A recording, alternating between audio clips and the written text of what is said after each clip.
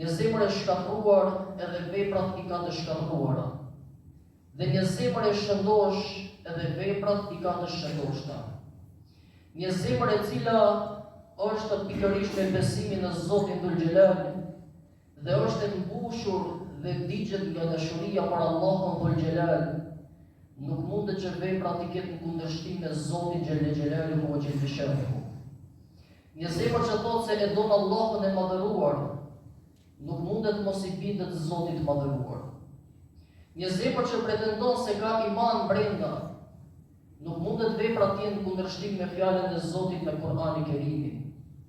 Një zemër që nëse ne I kemi këto zemra, do të dukej atëherë që shikonim se si janë veprat tona, sepse ne pretendojmë që I kemi këto zemra.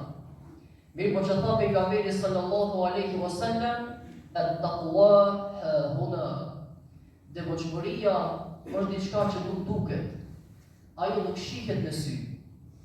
Pra dashuria ndaj Allahut nuk shihet me sy. Një herë çdo njeri prej nesh duhet t'ia dëshmoj vetes sa e do Zotin e tij.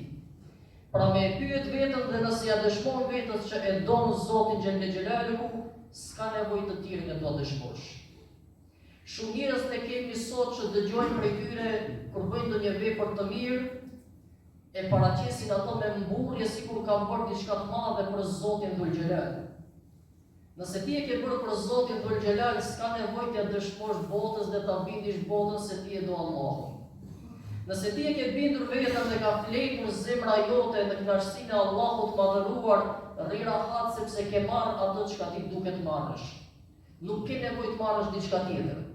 Nëse ti ke arritur të futesh në grupin e atyre që Allahu I madhëruar na mësoi në Kur'anin Kerim në surën Al-Fatiha, që ne e lusim ato kur themi o Zot, na bëj nga ato të cilët fituan kënaqësinë tënde.